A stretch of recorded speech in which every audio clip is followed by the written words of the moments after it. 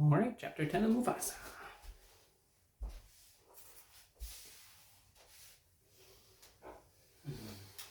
Little Wolfie. Chapter 10, Before. After getting out of the shallow water dripping wet, the young lions walked along, eventually finding their way into the woods. By the time night fell, their fur had dried up and a massive grin had emerged on Taka's face. "I did it again," Taka said. "I did it again. Not that I'm counting, but I saved your hide again. As much as it kills you to say it, let's hear a little thank you, Taka." "Nope, not saying it," said Mufasa. Taka hopped beside him. "I mean, okay, technically, I did throw us off a waterfall, but we survived. We survived, as far as I can tell. A job well done." Mufasa rolled his eyes. "Yeah, it was perfect, other than nearly being crushed, drowned, and eaten." Taka pushed him to the side slightly. "Look, it's not my fault crocodiles are simply attracted to you." Mufasa sighed. "You tried to kill us. That's the opposite of saving." His words got a smile out of Taka. This was familiar banter between the two of them. Wow, how ungrateful," said Taka. "I did it again. I did it." But he spotted something in the distance and stopped. "Mufasa." Mufasa glanced at him once with widened eyes. "Shh." The dark night covered every inch of the great valley as the brothers crept toward a clearing. They heard a steady thump of footsteps. A herd of giant African buffalo passed in the distance. They settled at the clearing's edge. Taka whispered, a paw to his belly. "Friendly food." "First rule of hunting, be quiet," Mufasa told his brother, and though his stomach panged with hunger, he felt uneasy. "Something's wrong. The herds are moving away from the grasslands." "So?" asked Taka. "They're migrating the wrong way. I have to talk to them." "Talk the food?" Before elevating his brother's response, Mufasa moved toward the buffalo and shouted, "Excuse me, can I ask you a question?" "Hello, buffalo, my name is Mufasa." Several buffalo ignored him, continuing their marching, clearly unbothered by the sight of a lion, but the biggest of the group, with a broken horn, stepped out of the herd to meet Mufasa. "We heard of a lion named Mufasa," he said.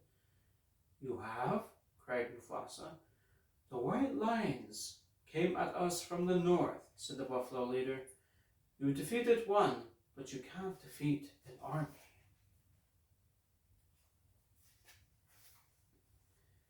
Mufasi's pride was not the only group of creatures in trouble then. "Where will we go?" Mufasa asked. "To find a new home." "We can fight them together," Mufasa declared. The buffalo, however, was uninterested. "You are a lion. There is no together." The buffalo herd moved on, and Taka rejoined his brother. "And there goes dinner," he said flatly. "Taka, the balance is off," said Mufasa. "Well, over the past day we've lost everyone and everything we ever known and loved, so yes, it is." "Taka," Mufasa said firmly, "we still have hope. We still have each other, and I promise you I will get you to Malele, help you build a new kingdom, start a new legacy, and preserve the bloodline." Taka looked at him silent for a few seconds before saying, "Our kingdom?" "What?" Mufasa asked. Taka repeated, "Our kingdom. Wherever I am home, so are you, brother." Mufasa's heart melted at his words, but before he could respond, something in the sky caught his attention. A bird flew in a practice pattern over the buffalo herd and retreated into the woods. Mufasa sniffed the air. "Is it them?" asked Taka. "Is it the white lions?" Mufasa shook his head. "No, she's right there." Taka raised his head. "She?" They looked to their left across the clearing, and a young female lion stared at them from the shadows. As Taka and Mufasa took a step forward, tiny branches crackling under their feet, the blinking eyes followed. Mufasa broke the silence. "There's no place to run. We have your scent." The lioness spoke from the dark. "My scent? I've been stalking you two all night." "That's not possible," Mufasa said. The lioness scoffed. And why did I just circle you 3 times in this wood while you were chasing each other's tails? Mufasa ran toward the lioness, sniffing the air. His suddenly uncoordinated giant made him crash into Taka. He nervously grinned and played it off like he meant to do that. She snorted, "Still think I'm afraid?" With this, she stepped out into the moonlight and walked toward them confidently, making eye contact. "Why are you following us?" Mufasa asked. She stopped short. "I was hoping to find my pride." Mufasa lowered his guard a bit as he asked, "What happened to them?"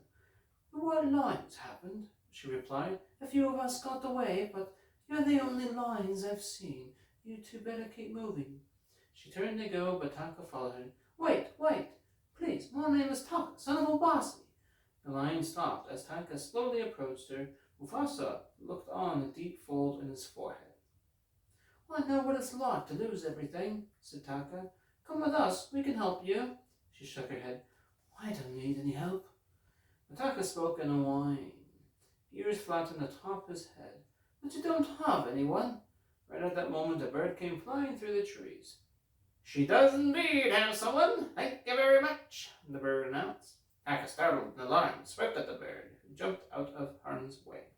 The lioness moved in front of the bird. "That's Zazu. Don't eat him." "You ha-ha," Zazu said. "Do not eat me. As a recent addition to the King's Royal Guard, I must kindly ask you both to move on. Thank you for stopping by." Taka stared at the pair with widened eyes before finally sputtering, "Your king wanted a bird to protect you." "They're not leaving," Zazu said to the lioness. "Oh, this is awkward." She ignored the bird as she...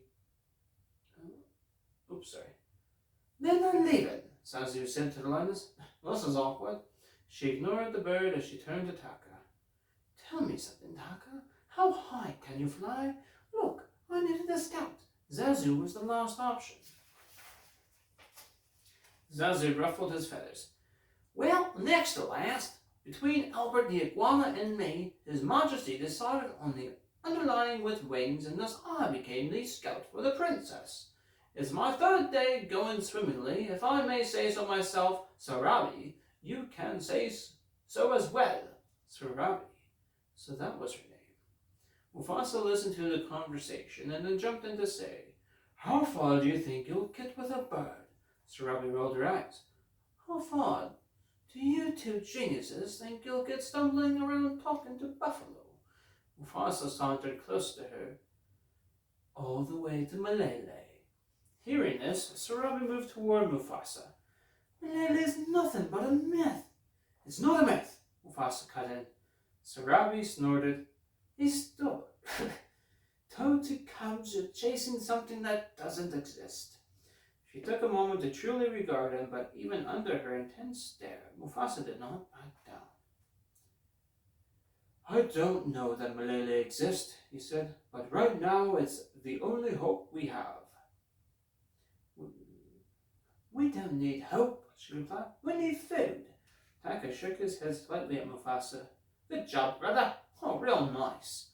The screeching sound of monkeys pierced the night, and the entire valley came alive. Taka stepped between Mufasa and Sarabi. "Baboons," said Taka.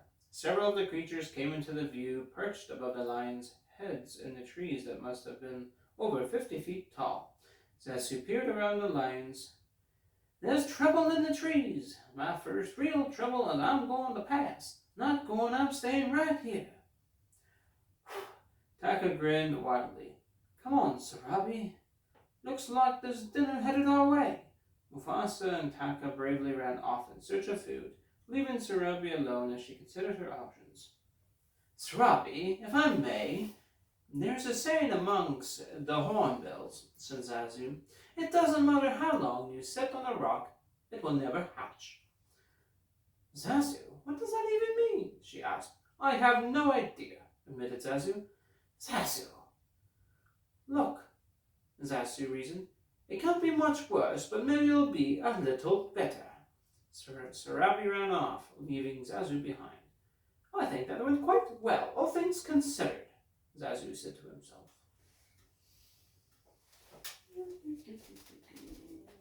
Chapter 11.